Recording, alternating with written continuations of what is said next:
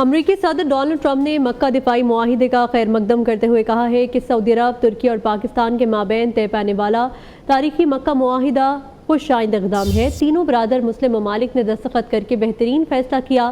اس strategic شراکت داری سے مشرق وسطی میں اتحاد اور باہمی تعاون کو فروغ ملے گا۔ وزیر اعظم شہباز شریف نے صدر ٹرمپ کی حمایت کو سراہا، کہا پائیدار امن ہماری اقوام کے روشن اور خوشحال مستقبل کے لیے سب سے بنیادی اور ناگزیر شرط ہے۔ پاکستان، سعودیہ اور ترکیہ کے درمیان مکہ دفاعی معاہدہ، امریکی صدر ڈونلڈ ٹرمپ کا خیر مقدم۔ ڈونلڈ ٹرمپ نے تاریخی سہ ملکی دفاعی معاہدے کو خوش آئند قرار دیا، کہا تینوں برادر مسلم ممالک نے دستخط کر کے بہترین فیصلہ کیا۔ اس اسٹریٹجک شراکت داری سے مشرق وسطی میں اتحاد اور باہمی تعاون کو فروغ ملے گا۔ تینوں ممالک دفاع کے لیے ایک دوسرے کا زیادہ مؤثر اور مضبوط انداز میں ساتھ دے سکیں گے۔ امریکی صدر کے مطابق یہ معاہدہ خطے میں خود انحصاری کی جانب پہلا بڑا قدم ہے۔ وزیر اعظم شہباز شریف نے ٹرمپ کی جانب سے دفاعی معاہدے کی حمایت کو دل کی گہرائیوں سے سراہا۔ ایکس پر جاری بیان میں شہباز شریف نے کہا برادر اسلامی ملک سعودی عرب اور جمہوریہ ترکیہ کے ساتھ مل کر پاکستان پورے خطے کے دفاع اور سلامتی کو یقینی بنانے میں تعمیری کردار ادا کرتا رہے گا۔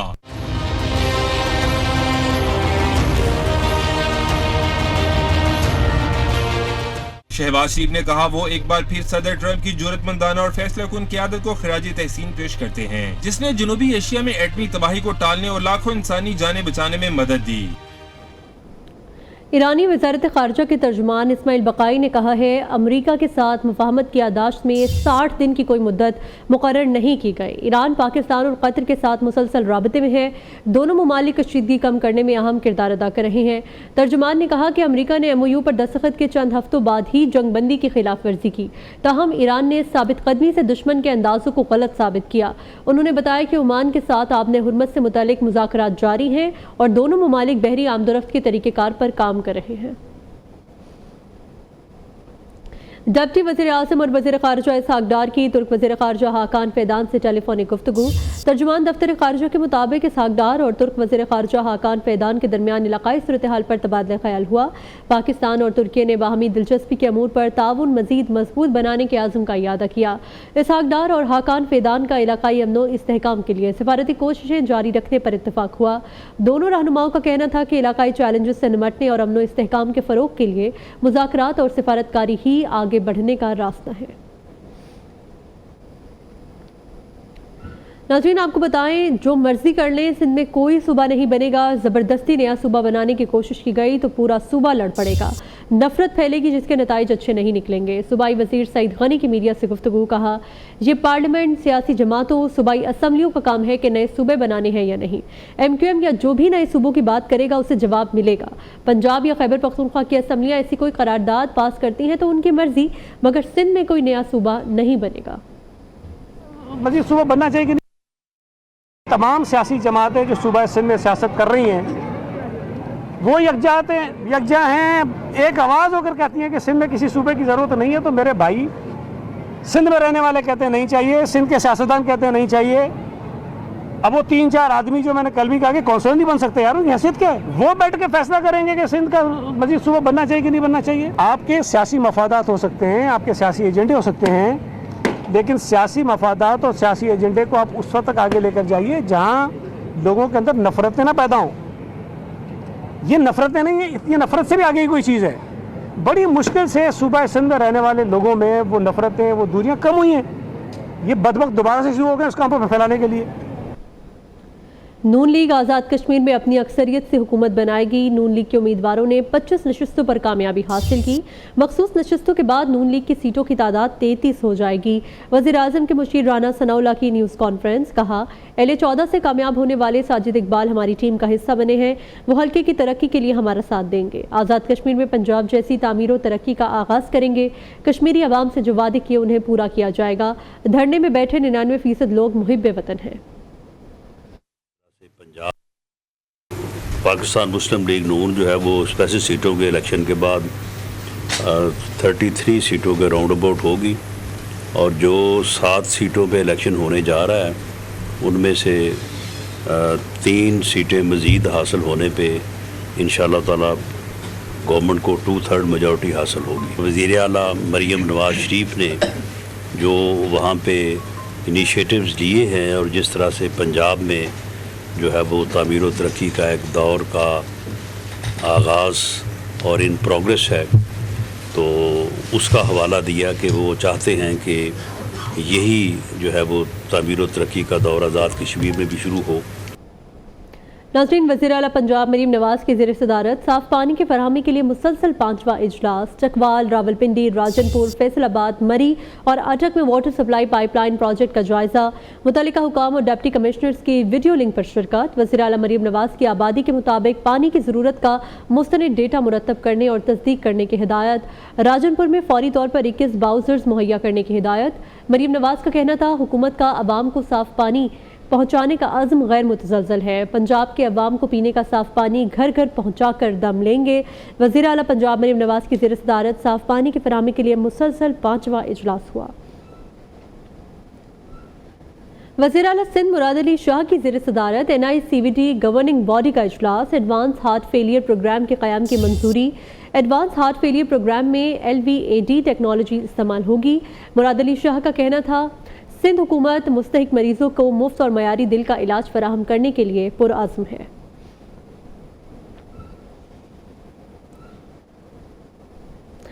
اسلام آباد میں SDPI کے زیر اہتمام کیا ملک میں نئے انتظامی یونٹس قائم ہونے چاہیے کے عنوان سے قومی سطح پر مباحثے کا دوسرا روز، ممتاز مقررین، ماہرین اور مختلف شعبہ زندگی سے تعلق رکھنے والے شخصیات نے شرکت کی۔ مباحثے میں ملک میں بہتر طرز حکمرانی، انتظامی ڈھانچے کی بہتری، وسائل کے منصفانہ تقسیم اور عوامی مسائل کے مؤثر حل کے حوالے سے مختلف آراء پیش کی گئیں۔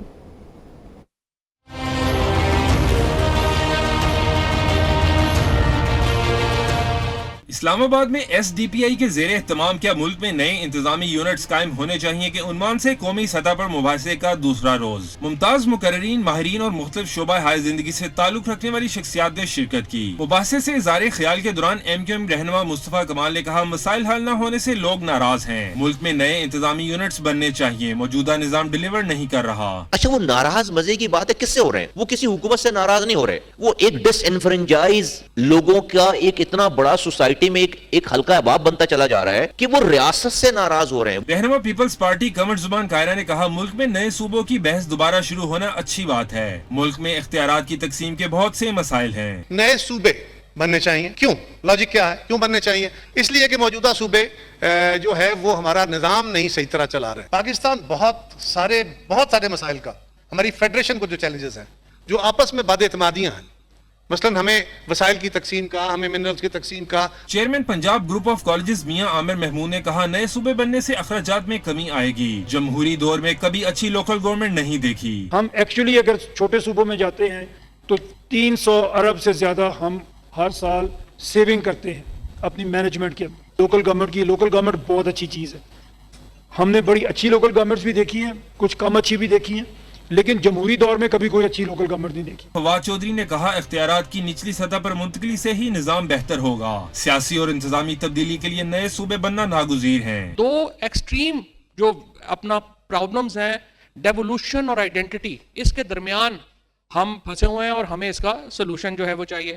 3 تجاویز ہیں جو اب تک ہمارے سامنے آئی ہیں۔ پہلی تجویز یہ ہے کہ صوبے نئے بنا لیں، دوسرا یہ ہے کہ نہیں ڈویژنل سیٹ اپس جو ہیں ان کو تگڑا کر دیں، اور تیسری تجویز یہ ہے کہ نہیں آپ آئینی ترامیم لے کے آئیں اور لوکل گورنمنٹ جو ہے اس کو آپ امپاور کریں۔ سابق وفاقی وزیر اسد عمر نے کہا پاکستان میں جتنی مرکزیت بڑھے گی ملک اتنا ہی کمزور ہوگا، جتنے عوام مضبوط ہوں گے ملک اتنا مضبوط ہوگا۔ جتنی پاکستان میں مرکزیت بڑھاتے چلے جائیں گے پاکستان کمزور ہوتا چلا جائے گا، جتنی طاقت نیچے عوام تک لیتے چلے جائیں گے اتنا پاکستان طاقتور ہوتا چلا جائے گا۔ مباحثے سے مسلم لیگ نون کے بیرسٹر عقیل ملک، پیپلز پارٹی کے ندیم افضل چند، جماعت اسلامی کے لیاقت بلوچ، PTI کے نور الحق قادری، بیرسٹر سیف سلمان، اکرم راجہ، ماہر معیشت ڈاکٹر فاروق، سابق وفاقی وزیر محمد علی دورانی سمیت دیگر مقررین نے بھی خطاب کیا۔ انہوں نے ملک میں آبادی کے لحاظ سے نئے انتظامی یونٹس کے قیام، وسائل کی منصفانہ تقسیم اور عوامی مسائل کے مؤثر حل کے حوالے سے مختلف آراء پیش کی۔ ویلکم بیک ناظرین، آبنہ ہرمز کے معاملے پر امریکی صدر ڈونلڈ ٹرمپ نے عمان کو سخت دھمکی دے دی۔ فاکس نیوز کو انٹرویو میں ٹرمپ نے کہا اگر عمان نے آبنہ ہرمز کھولنے کی امریکی کوششوں میں رکاوٹ ڈالی تو اسے شدید بمباری کا سامنا کرنا پڑے گا۔ امریکہ کے پاس اب بھی ہتھیاروں کے وسیع ذخائر موجود ہیں، جبکہ ایران سے جاری تنازع ختم کرنے میں انہیں کوئی جلدی نہیں۔ پاسداران انقلاب کے ساتھ براہ راست رابطے کے لیے بیک چینل بھی قائم کیا گیا ہے۔ ٹروتھ سوشل پر اپنے بیان میں ٹرمپ نے کہا ایران کے پاس کسی بھی شکل میں جوہری ہتھیار نہیں ہونا چاہیے اور یہی امریکہ کی اولین ترجیح ہے۔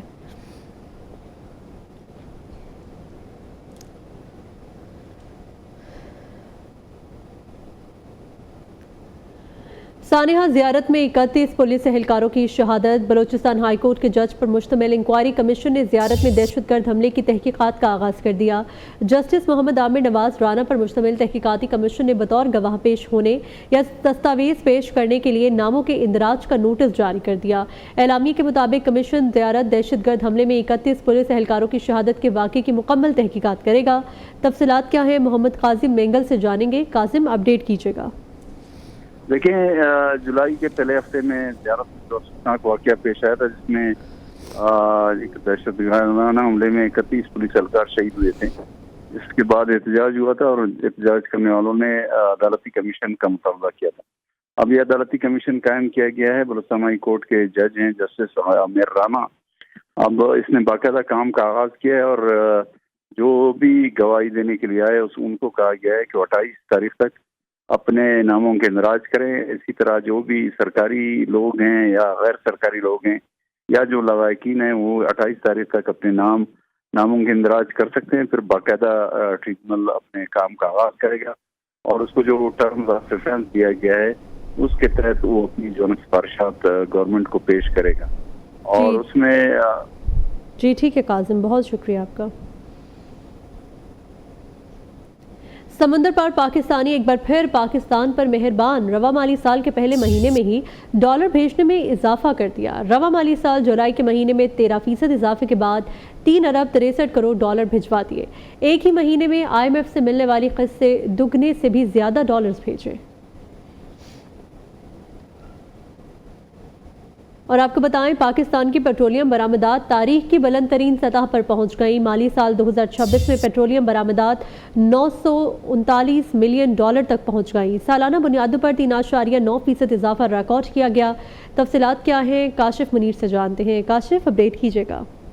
دیکھیں جی، پاکستان کی پیٹرولیم ایکسپورٹ تاریخ کی بلند ترین سطح پر پہنچ گئی ہے۔ مالی سال 26 میں پیٹرولیم برآمدات 939 ملین ڈالر ریکارڈ کی گئی۔ پیٹرولیم برآمدات میں سالانہ بنیاد پر 3.9% اضافہ ریکارڈ کیا گیا۔ مالی سال 2025 میں پیٹرولیم برآمدات 903 ملین تھی۔ پیٹرولیم برآمدات میں اضافے کی سب سے بڑی وجہ فرنس آئل کی ملک میں کم طلب ہے۔ کم سلفر والی پیٹرولیم مصنوعات کی برآمدات میں بھی نمایاں اضافہ ہوا ہے۔ پاکستان کی پیٹرولیم برآمدات نے مالی سال 2026 میں ایک نیا ریکارڈ قائم کر دیا ہے۔ جی ٹھیک ہے کاشف، بہت شکریہ آپ کا۔ پیٹرولیم لیوی ٹیکس کے خلاف لاہور میں مال روڈ، کراچی اور پشاور میں گورنر ہاؤسز کے باہر جماعت اسلامی کے دھرنے دوسرے روز بھی جاری ہیں۔ امیر جماعت اسلامی حافظ نعیم الرحمان نے لاہور میں خطاب کرتے ہوئے کہا، مہنگائی کے باعث آج ہر شخص پریشان ہے۔ دھرنے کا مقصد ذاتی مفاد نہیں بلکہ عوامی مفاد ہے۔ پیٹرولیم مصنوعات کی قیمتوں میں اضافے سے مہنگائی بڑھتی ہے۔ پیٹرولیم پر لیوی زبردستی کا ٹیکس ہے۔ طالب علم کماتا نہیں لیکن پیٹرول پر لیوی کے مد میں ٹیکس دے رہا ہے۔ جاگیردار ٹیکس نہیں دیتے، غریبوں کا خون نچوڑا جا رہا ہے۔ پورے نظام کو جڑ سے اکھاڑ پھینکیں گے۔ امیر جماعت اسلامی کی سندھ حکومت پر بھی کڑی تنقید۔ پیٹرول کی قیمت میں جو اتنا اضافہ انہوں نے کیا پچھلے عرصے میں، تو انہوں نے یہ کہا کہ چونکہ عالمی مارکیٹ میں قیمت بڑھ گئی ہے تو ہم نے پیٹرول کی قیمت بھی بڑھا دی۔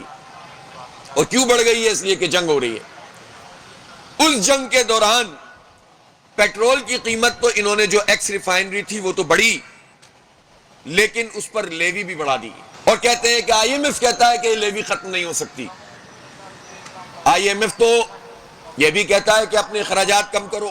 آئی ایم ایف تو ایک غلامی کا طوق ہے جو اس حکمران طبقے نے اوڑھا ہوا ہے، اپنے گلوں میں ڈالا ہوا، پاکستانی قوم کی گردن پہ ڈالا ہوا، یہ قلادہ ہے۔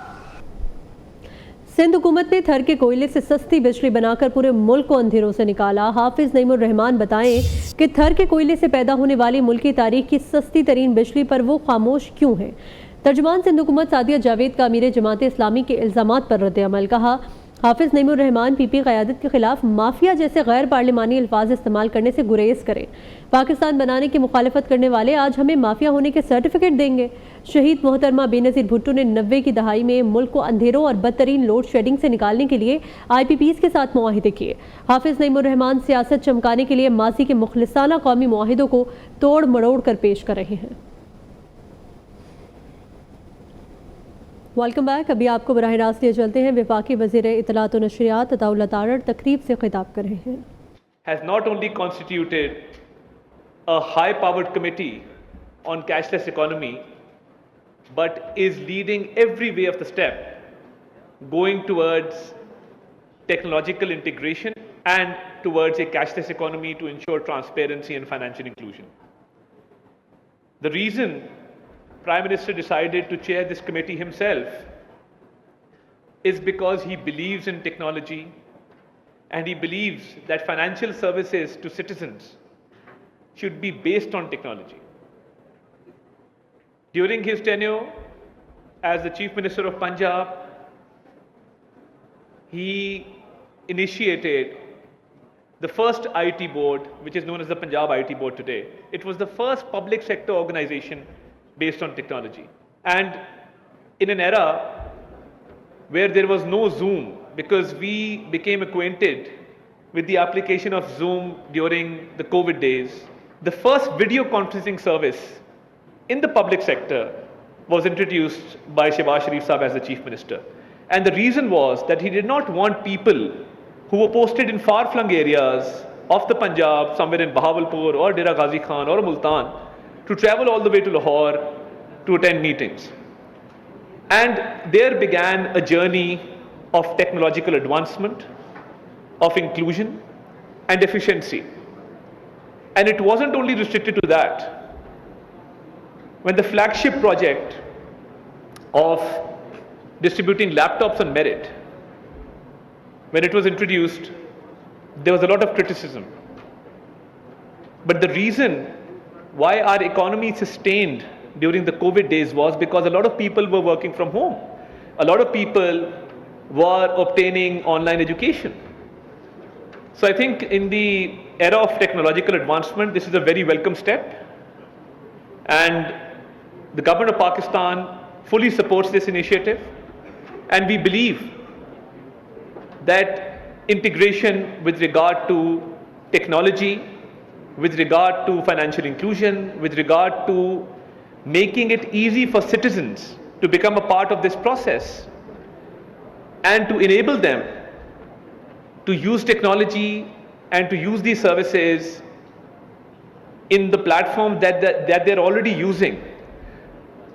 So I think it's a great step, it's a great collaboration, and I would like to not only appreciate this initiative, but I would also like to assure you on behalf of the Prime Minister, on behalf of the Government of Pakistan, that wherever there is introduction of technology, wherever there is collaboration between two industries, be it the telecom services, be it the technological advancement, be it internet banking, wherever these three aspects come together, you will always find the Government of Pakistan standing with you shoulder to shoulder, supporting your initiatives. This great initiative between Zindagi, Zong and GS Bank, and I'm glad you called it Z Wallet because in the era of Gen Z, Z Wallet makes a lot of sense. So a pertinent name for a pertinent initiative. So I would also like to assure you that in the next cashless economy meeting, we will be not only highlighting this aspect, but we will make it part of the press release issued by the Prime Minister's office so that other people can follow this example. And you've taken the lead. I've restricted myself to my heartfelt sentiments and I've not done any paper reading today. And Randhawa Sahab and I have worked together back in the day, so we know each other.